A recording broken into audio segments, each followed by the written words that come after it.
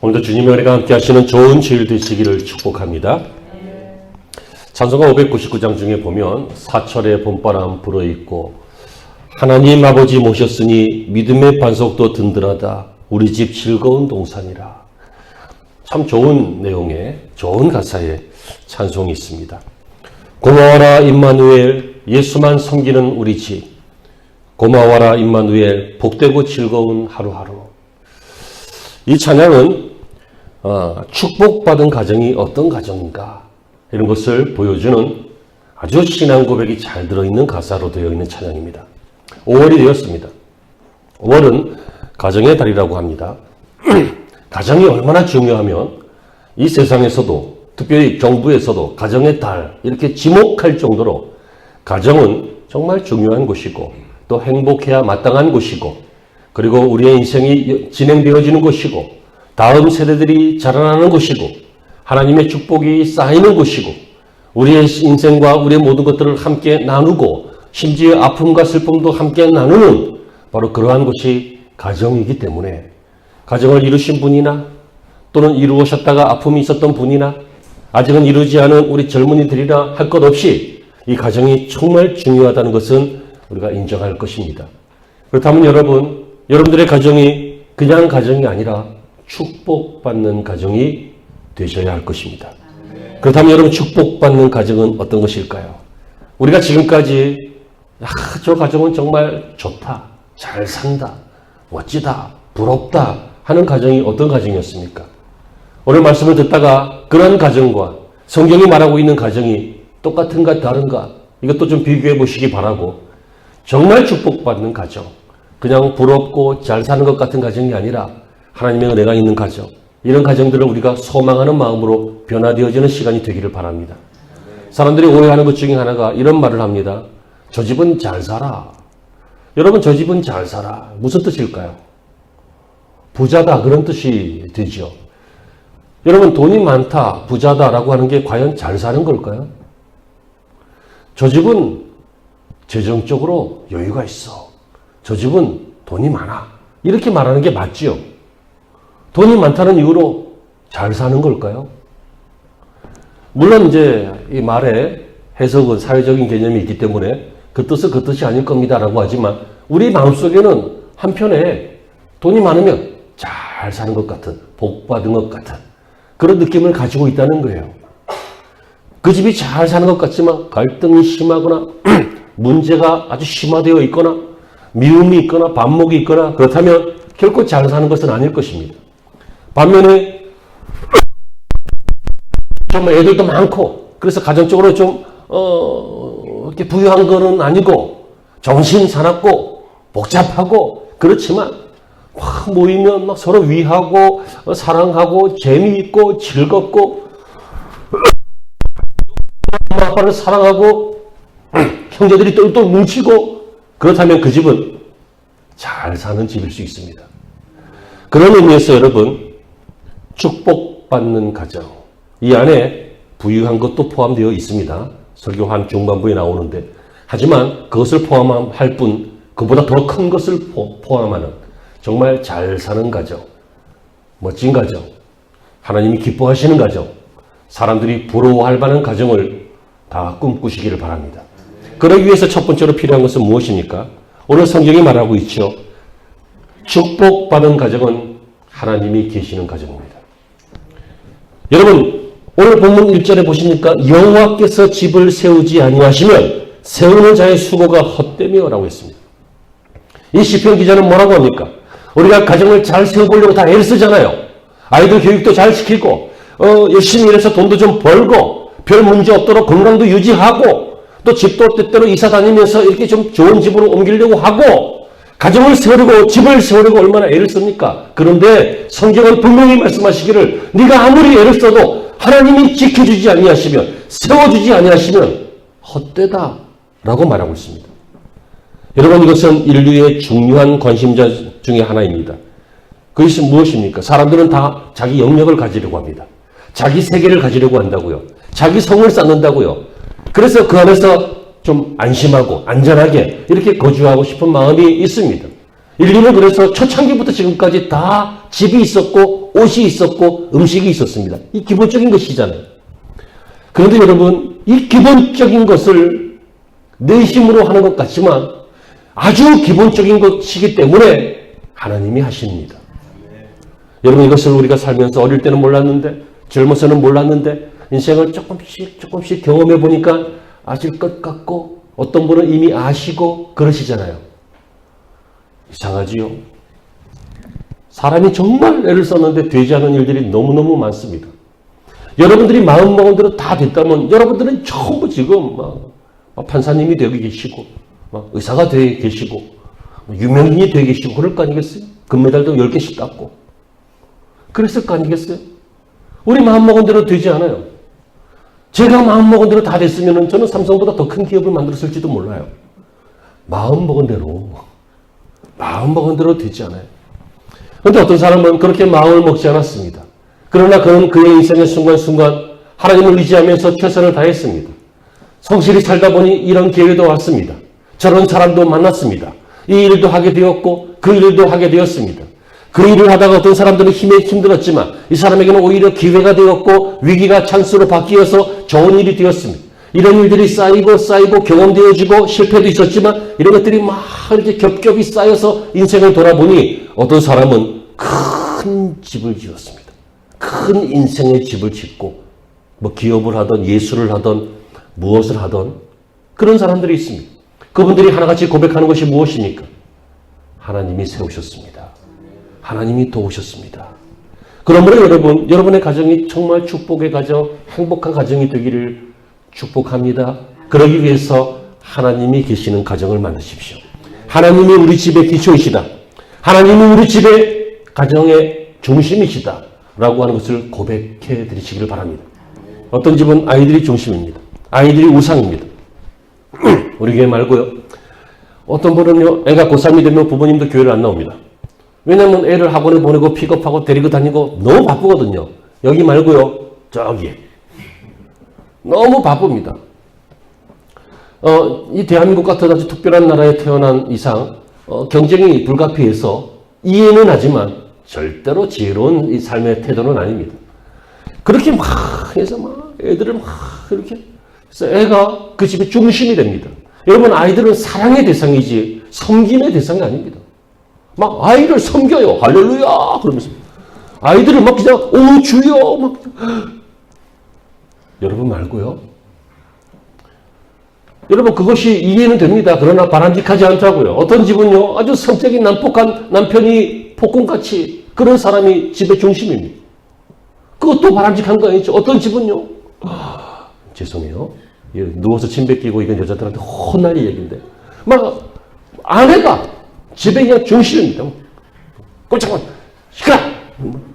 남편을 찍소리도 못합니다. 여성들이요, 남자들은요, 조금만 세워지면 습니다. 근데 조금만 흔들면 넘어집니다. 이상하죠? 부장이 흔들어도 안 넘어지는 남편이, 다른 사람이 세우면 잘 안 세워지는 그 남편이, 이상하게 부인이 조금만 세워서 서요. 조금만 흔들면 또 넘어져요. 이상해요. 그게 하나님이 만드신 부부의 신비예요. 그래서 여성을 돕는 배필이다 그랬어요. 원고만 하자. 아무튼 여러분, 우리의 가정의 기초는 바로 하나님이셔야 된다는 거예요. 아이도 아니에요. 그냥 사랑만 주세요. 교육하시고 양육하시고 보살펴 주세요. 섬기질 마셔요. 남편과 아내 서로도 마찬가지예요. 가정에 일하는 거 어떤 집은요, 다 여관. 새벽같이 나가서 밤늦게 들어오는데 남편도 일하고 아내도 일하고 애도 일하고 늘 일하고 일주일에 한 번 밥을 못 먹네 같이. 집은 뭐예요? 잠만 자고 나가는 거예요. 그것도 바람직한 것은 아니죠. 이해는 하지만. 고백하시기 바랍니다. 속으로 따라하세요. 여호와께서 우리 가정의 기초이십니다. 중심이십니다. 이것을 고백합니다. 그때부터 행복한 가정이 시작되는 것이고 축복한 가정이 시작되는 것이죠. 가정만 그런 것이 아닙니다. 여러분의 인생도 그렇습니다. 오늘 본문 1절이 다시 말하기를 여호와께서 성을 지키지 아니하시면 파수꾼에 깨어있음이 헛되다. 여러분, 이 파수꾼이, 보초병이 성을 지키는 거예요. 그런데 밤새도록 잘 지켰는데 한 5분 지났는데 그때 스파이들이 들어왔네. 어떻게 돼요? 그러면 뭐 성주 죽고 영주 죽고 뭐 성내가 엉망이 되면 망하는 거지 뭐. 이 사람이 성실히 안 살았느냐? 성실히 살았어요. 밤새 지켰다니까. 딱 5분 조롱 좋은 거야. 여러분 우리가 성실히 안 삽니까? 성실히 살아요. 열심히 살았어요. 근데 막 일이 안 돼요. 막 무너져요. 어떤 분은 막 운동을 건강해지려고 운동을 열심히 하셨어요. 그 건강해야 될 거 아니야. 근데 운동을 하다가 심장마비가 왔어. 인생이 그럴 수 있다는 거예요. 사업을 잘하려고 했지 누가 못하려고 하겠어요. 그래서 계산을 치밀하게 했고 인간관계를 잘하려고 애를 썼고 서비스 정신으로 했고 또 뭐 마케팅도 잘했고 잘했어요. 근데 엉뚱한 데서 사기꾼이 들어가가지고 그걸 다 털어가네. 여러분 인생이요. 이 성이라고 하는 것은 이 성도, 캐슬, 성도 말하지만 우리가 세워나가는 우리의 인생도 말해요. 우리가 항상 깨어있으면 얼마나 좋겠습니까만은 항상 깨어있을 수 없어요. 여러분이 아시는 바와 같이 제가 그래도 과거에 아시던 정규진 목사하고 지금까지 쭉 보면 그래도 뭐 약간 인품도 괜찮은 것 같고 내가 약간이라 그랬잖아요.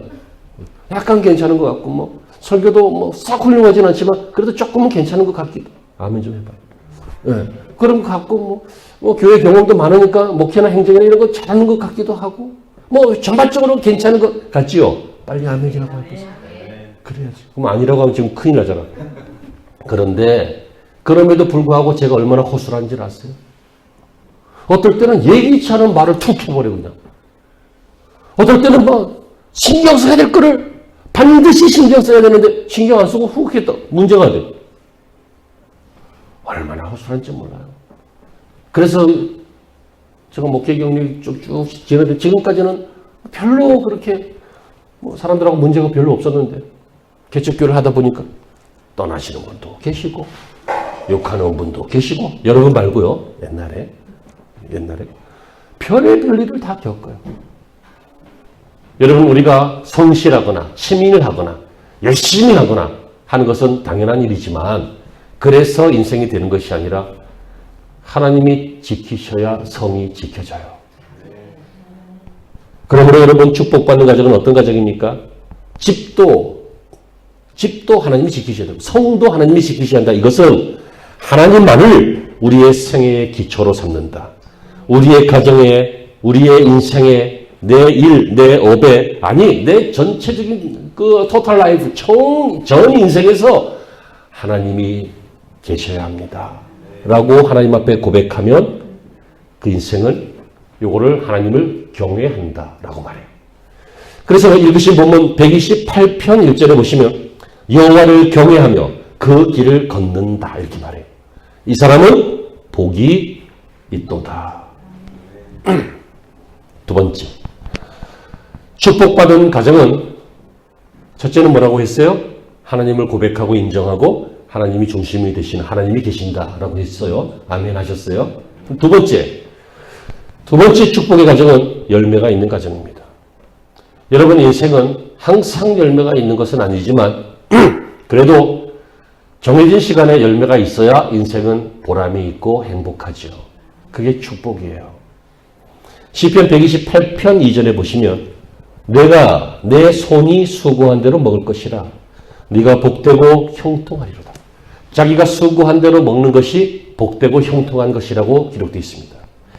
여러분 이것은 즐거움이기 때문입니다. 보람이기 때문입니다. 사람이요 재미로만 사는 게 아닙니다. 보람으로 삽니다. 이것은 재미하고는 전혀 다른 것입니다. 어떤 경우에는 재밌진 않아요. 힘들어요. 수고로워요. 땀이 나요. 피곤해요. 근데 보람 있는 일이 있잖아요. 돈도 안 돼요. 마이너스예요. 그런데 보람 있는 일이 있잖아요. 당신들이 처녀총각 때는 몰랐잖아요. 근데 부모가 되어 보고 나니까 애한테 뭐 돈을 받나? 다 쓰지. 애 때문에 수고하고 애 때문에 그냥 자녀들 때문에 막 애쓰지만 보람 되잖아요. 근데 그것을 전에는 몰랐잖아요. 그것처럼 하나님 앞에 돌아와서 신앙생활을 하다가 보면 교회 안에서 또는 성도들 가운데 여러 가지를 경험하게 되는데 어떤 거는 마음으로 마이너스예요. 재정적으로 마이너스예요. 시간적으로도 마이너스예요. 뭐 별로 재미없어요. 근데 보람된 일이 있어요. 현대인들이 원하는 것이 무엇인가 어떤 심리학자가 나와서 강의하는 것을 제가 들은 적이 있었는데요. 사람들은 감동을 원한다는 거예요. 재미를 원하는 것 같지만 웃고 나면 조금 있으면 또 슬퍼져요. 여러분들이 코미디 프로그램이나 웃기는 얘기를 들으면 하루 종일 웃겨요? 그때만 웃겨요. 돌았으면 안 웃겨요. 그리고 딴 얘기 슬픈 얘기 들으면 또 슬퍼져요. 하지만 한번 감동을 받으면 몇 년 동안 기억이 나잖아요. 몇 년 동안 뭉클하잖아요. 현대인들이 정말 원하는 것은 뭘까요? 재미인 것 같아요. 아니에요. 그거는 그 사람이 잘 몰라서 그래요. 뭐 술 먹고 그래 봐야 한 몇 시간 즐겁고 만 거예요. 근데 감동을 받으면 막 아이들 때문에 막 감동이 생기는 거예요. 막. 나는 막 우리 부모님 때문에 감동이 생긴다. 막. 교회 가니까 막 김고사님 때문에 감동이 생긴다. 막. 종목사한테 뺏기는 거기서 다 받는다. 막 그러면서 사람들이 감동이 있으면 힘이 나고 즐겁고 행복해져요. 여러분 사람이 보람이 있어야죠. 그냥 월급을 받는데 감동이 없어요. 내가 이거 하려고 주 50시간, 주 52시간? 내가 이거 하려고 이 시간 동안 애써가지고 출퇴근까지 하면 더 하는 시간인데, 막 그럼 감동이 없어요. 그런데 월급이 많아요. 또 어떨 때는 막 보너스도 생겼어요. 막 뜻하지 않은 상여금이 막 사장님이 막 줘요. 당신이 열심히 하고 당신이 기도해서 회사가 잘 된다. 그러면서 막 펑펑 주는 거야. 그럼 막 감동이 생겨요. 제가 2부 때는 설교 이렇게 안 합니다. 1부 때는 우리 아이들도 있고 그러니까는 쉽게 하려고. 그럼 감동이 생겨요, 안 생겨요? 열매가 있어야 될 거 아니에요. 여러분 열매를 꿈꾸시기를 바랍니다. 열매가 없으면 깜짝 놀라야죠. 열매가 없으면 하나님 앞에 엎어져서 울어야죠. 열매가 없으면 내 행실을 돌아봐야죠. 내가 씨를 잘못 뿌린 거 아닌가? 밭을 안 간 거 아닌가? 뿌려놓고 방치한 거 아닌가? 잘 성실히 했는데도 없으면 하나님의 때를 기다려야죠. 근데 하나님의 때를 기다리는 것이 너무 힘드니까 하나님 앞에 가서 울어야죠. 기도하는 거예요. 그리고 지혜롭게 살펴봐야죠. 선진들, 그러니까 신앙의 선배들, 혹은 목회자들, 혹은 영적인 지도자들, 이런 분에게 가서 물어봐야죠. 아무것도 안 하면서 열매 없다고 삐져가지고 예수 믿어봐야 소용없네. 노동의 열매가 있어야 돼요. 왜 하나님께서는 노동의 열매를 주십니까? 우리에게 하나님께서 노동의 열매, 손이 수고한 대로 먹게 하셔야 우리가 그것으로 제사를 드리고 그것으로 자녀를 양육하고 그것으로 하나님의 이름을 전하잖아요. 우리가 거지가 되면, 우리가 원수에게 패망하는 존재가 되면 어떤 일이 생겨요? 너 하나님은 뭐 하는데 너도 못 먹게 살리냐? 너 하나님은 뭐 하는데 네 나라를 빼앗기냐? 너 하나님은 정말 살아계시냐? 하고 원수가 저롱한다고 되어 있잖아요. 그러면 우리는 정당한 열매를 하나님 앞에 구해야 되고 그 열매를 꿈꿔야 되고 그리고 그 열매를 위해서 욕심이 아니라 그 열매를 위해서 기도하면서 살아가야 되는 것이 바로 축복받은 가정의 모습이라는 거예요. 그러므로 사랑하는 성도 여러분, 열매를 꿈꾸십시오. 그리고 열매를 위해서 심으십시오. 심지 않았는데 어떻게 거둘 것입니까? 가꾸지 않았는데 어떻게 성장할 것입니까? 심은 것도 없이 거두려고 하는 것은 신앙도 아니고 종교도 아니고 아무것도 아닙니다. 심어야 거두는 것이고 사람이 무엇으로 심든지 심은 대로 거두리라 라고 하신 말씀은 바로 진리인 것입니다. 그러므로 여러분 많던 적던 신앙의 열매를 거두시고 커 보이던 작아 보이던 귀해 보이던 평범해 보이던 상관없이 하나님이 주시는 열매를 꿈꾸시기를 바랍니다. 이것이 성공한 것이고 이것이 축복받은 것이에요. 마지막으로는 가정 속에는 무엇이 있죠? 가족이 있습니다. 패밀리. 이 가족이 복스러운 가족이 있는 가정. 이것이 바로 축복의 가정이죠. 가정의 구성 요소가 많이 있고 할아버지, 할머니, 삼촌, 이모, 고모 다 계실 수 있겠지만 기본적으로 부모와 자녀로 성경이 표현하고 있습니다. 이 부모와 자녀가 윗세대가 되면 또 할아버지, 할머니가 되는 거고 또 옆으로도 나갈 수 있는 것이니까 기본적으로 성경은 아내, 자녀 이렇게 표현하고 있습니다. 첫 번째, 축복받은 가족은 복스러운 가족이 있어야 되는데 그 가족 중에 한 분인 아내는 어떤 아내입니까? 결실한 포도나무 같아야 합니다. 시편 128편 3절에 무엇이라고 말합니까? 내 집 안방에 있는 내 아내는 결실한 포도나무 같다라고 되어 있습니다. 이 결실한 포도나무 같다라고 하는 것은 여성이 아내가 아내의 본분을 다하고 있는 내조자가 되고 반려자가 되어서 바로 그 집의 내실, 쉼터가 되어지고 안정이 되어지고 안전함이 되어진다. 이런 뜻들을 가지고 있습니다. 여러분, 여성이 집의 내실이 되어야 됩니다. 아내가 집의 영적인 중심이 되어야 됩니다. 잘 깨닫기를 바랍니다. 영적인 머리는 아버지가 되어야 되겠지만 영적인 중심은 아내가 되는 것이 맞습니다. 그 아내는 집의 내실이기 때문입니다. 천사가 아브라함에게 찾아와서 네 안에 사례가 어디 있느냐 그랬더니 아브라함이 뭐라고 합니까? 보소서 장막에 있나이다. 여성은 장막에 있어야 그 장막을 책임져야 됩니다. 이 장막은 집만 이야기하는 것이 아니라 가정과 자녀와 이런 것들을 다 포함하는 말이죠. 오해하지 마세요. 여성이 일하면 안 된다 그런 뜻 아닙니다. 요즘은 세상이 많이 달라졌고 전문 직종도 많이 생겼고 특별히 한국 같은 경우에는 맞벌이를 해야 어느 정도 가게 유지가 되기 때문에 다 상황이 많이 다르긴 합니다. 하지만 상황이 변했을 뿐 본분은 여성은 그 가정의 영적 중심이요 내실이 되어야 될 줄로 믿습니다. 여러분, 축복받은 가정의 아내는 결코 길거리에 나가서 열매를 맺는 것이 아니고 지붕 위에나 어디 딴 데 열매 맺는 게 아니라 그 집 내실이 중심이 되고 그 집을 위해서 포도나무 같이 열매를 맺고 그 집을 위해서 희생할 수 있는 그 사람이 있으면 그 가정은 삽니다. 가만히 보시면 위대한 어머니가 있든지 위대한 아내가 있든지 아무튼 위대한 여성이 있었던 그 집에서 위대한 인물이 나온 겁니다. 부인하실 수 없지요. 아버지의 영향을 많이 받는 것 같지만 아버지에게 기질, 사상 이런 영향은 좀 받는 것 같아요. 하지만 어떤 영성, 어떤 가치관, 어떤 비전 이런 것들은 어머니의 영향을 더 많이 받을 수밖에 없습니다.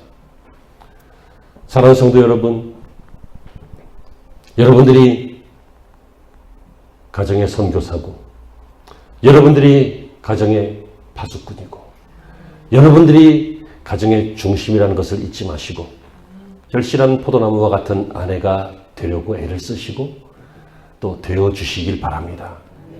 이것이 복된 가정이고 두 번째는 자녀가 나오잖아요. 이 자녀는 태의 열매인 자녀다라고 했어요. 여러 가지로 표현하고 있죠. 3절에 보면 상급이라고 했어요. 보라 자식들은 여호와의 기업이요 태의 열매는 그의 상급이로다. 자, 아주 쉽게 표현할게요. 상 받으면 수치스러워요, 즐거워요? 즐겁죠. 상 받고 기분 나쁜 사람 없어요. 물론 좋은 상, 나쁜 상 말고 밥상 이런 거 말고 죄송합니다. 좋은 상을 받으면 사람들이 인정해주고 칭찬하는 거니까 기분 좋잖아요. 자녀를 보면 기분이 좋아요. 상 받은 거예요. 영광스러워요. 즐거워요. 보람이 있어요. 근데 자녀를 보면 걱정이 되는 거예요. 저 위험한 놈인데 저거 지 엄마 말도 안 듣고 아빠 말도 안 듣고 이 세상 말도 안 듣고 아무 말도 안 듣는 천상천하 유아독존이고 요즘 이야기로 하면 뭐예요? 꼴통이고 저 큰일인데 그런 사람들이 간혹 있어요. 간혹. 이분들은 아무리 참고 참아도 뉴스에 나와요. 가끔 막. 그런데 이것이 4절에 보시면 127편 4절과 5절을 보시면 젊은 자의 자식은 장사 수중의 화살 같으니 이것이 그의 전통에 화살통에 가득한 자는 복되도다 라고 했습니다. 이게 뭐예요? 화살 같다 이 말은 원수들이 막 와도 이 화살통에 화살이 엄청 많아요. 그러면 계속 쏠 수 있는 거잖아요. 마음이 든든하다는 거예요. 안심을 한다는 거예요. 자식이 잘 되면 자식이 막 지위가 높아지거나 명성을 떨치거나 이 땅에서 잘 되거나 거부가 되거나 막 믿음의 사람이 돼서 하나님 앞에 막 쓰임받거나 그럼 어떤 일이 생겨요? 부모가 든든하지요. 근데 자식이 막 위태위태해 맨날. 뭐 어떻게 사는지 잘 모르겠어. 막 걱정거리야 부모도. 부모도 부모 걱정하기 바쁜데 자식 걱정까지 해야 돼. 그런 마음이 어때요? 화살통에 화살이 한 개밖에 없는 것 같아. 이거 어떻게 해야 되나 이거 저쪽에 쏘고 나면 죽을 텐데. 전통에 가득한 화살. 그리고 3절에는 내 식탁에 둘러앉은 자식들은 어린 감람나무 같으리로다. 어린 감람나무 같대요. 여러분, 어린 감람나무는 뭘까요? 크고 푸르게 자랄 소망이 있는 나무다. 그 뜻이에요. 그러니까 우리의 자녀들을 보면 지금 얘네들이 돈벌이를 하나? 얘네들이 지식이 뛰어나나? 얘네들이 가진 건 없어요. 그러나 크게 성장할 수 있는 그런 소망이 있다는 거예요. 나중에 이 자녀가 큰 나무로 성장하면 부모가 그 그늘에 쉴 수도 있고 도움도 얻을 수 있고 이런 일이 생기죠. 뿐만 아니라 6절에는 내 자식의 자식을 볼지어다. 그것은 장수와 축복이 대를 잇는다. 그런 뜻입니다. 자, 여기까지예요. 가정이 축복받기 위해서는 아내가 그 가정의 영적인 중심이 되고 희생이 되고 눈물이 될 뿐만 아니라 이런 일이 진행이 되고 나면 나중에 어떤 일이 생겨요? 자녀들이 잘 되는 일이 생겨요. 근데 여기 보면 아무도 서초동 얘기하지 않잖아요. 대치동도 얘기하지 않잖아요. 성적순도 얘기하지 않잖아요. 걔네들이 정신을 똑바로 차리면 알아서 할 거야. 공부를 하든지 자기 재능을 위해서 나가든지 뭘 할 거예요. 너무 조바심 내지 말고 여러분 인생 아니에요. 자녀들이 인생이에요. 조금 코치만 해주고 조금만 도와주고 내버려둬요. 하나님이 여러분들의 자녀를 여러분보다 더 사랑하셔요. 마지막입니다. 축복받는 가정은 교회가 있는 가정입니다. 오늘 5절이 말씀하시기를 시편 128편 5절에 여호와께서 시온에서 내게 복을 주실지어다. 너는 평생에 예루살렘의 번영을 보며 라고 했습니다. 여기 시온이 무엇입니까? 밝은 빛이 비추고 있는 공간인데요. 이것은 바로 예루살렘 성전이 있었기 때문입니다. 다시 말하면 하나님의 그 빛이 비춰지는 곳, 하나님의 은혜가 백성들에게 전해지는 곳, 이것이 바로 시온입니다. 신약의 경우는 교회를 말합니다. 그렇다면 여러분, 우리 가정이 복된 가정이 되는 것은 시온에서 온다고 그랬어요. 신약으로 말하면 교회에서 온다는 얘기예요. 여호와께서 시온에서 내게 복을 주실지어다 라고 했어요. 그러므로 교회는 하나님의 복이 성도들의 가정으로 흘러들어가는 통로예요. 아멘이 되시기를 바랍니다. 교회는 어떤 모임이 아니고 집단이 아니고 건물이 아니고 교회는 하나님의 복이, 하나님의 은혜가, 하나님의 구원이, 하나님이 우리에게 주시고자 하시는 온갖 좋은 것들이 내 속에, 내 자녀 속에, 내 아내 속에, 내 가정 속에 흘러들어오는 통로라고요. 성경이 그렇게 증명하고 있어요. 그래서 구약이나 신약이나 이 교회사에 나타난 위대한 가정들은, 위대한 개인들은, 위대한 민족은, 어떤 위대한 사건은 다 교회와 함께 이 일이 진행이 되었어요. 혼자 하는 거 봤어요? 내가 위대해서 내가 하나님 일을 했다 이런 사람 있어요? 아니에요. 교회를 통해서 은혜를 받고, 교회를 통해서 기도의 응답을 받고, 교회를 통해서 하나님의 힘을 공급받아서 그런 일들을 했어요.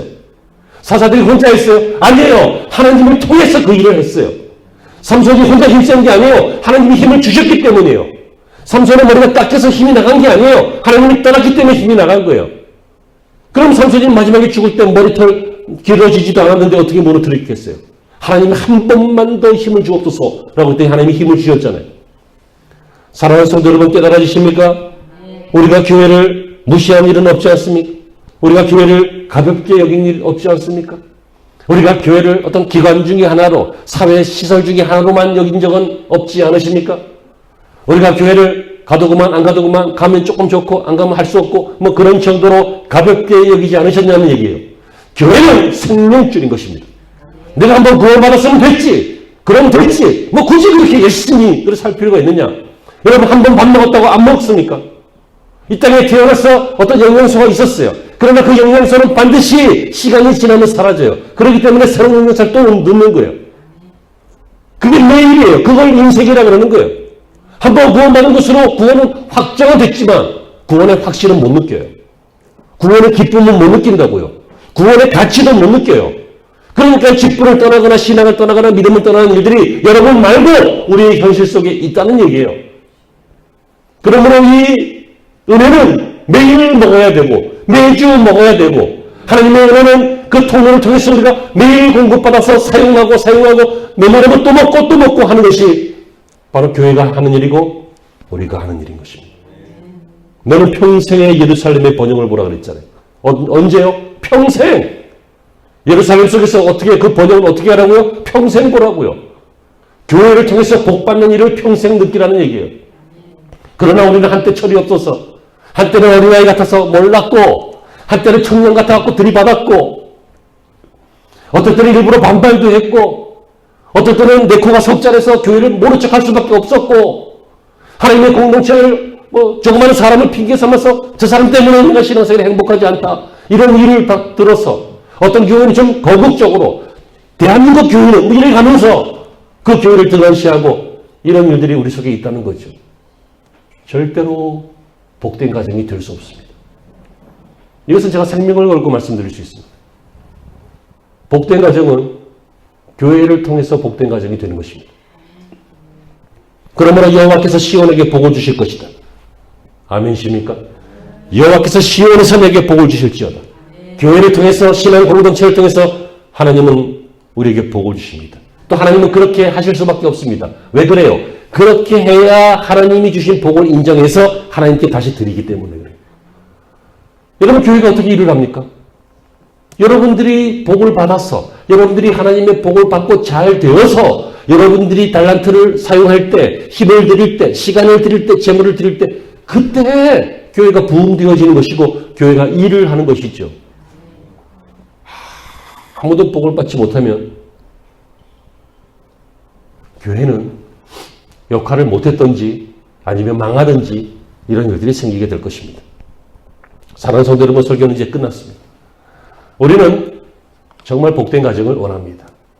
그래서 설교 서두에 잘 사는 가정을 원했지만 알고 보니 잘 사는 것은 하나님이 주시는 복 중의 일부였고 그 외에 하나님이 중심이 되셔야 하고 우리의 가정의 가족들이 신앙적으로 잘 성장해야 복된 가정이 된다는 것을 듣게 되었습니다. 그렇다면 여러분, 이 놀라운 축복이 여러분들의 것이 되기를 축원합니다.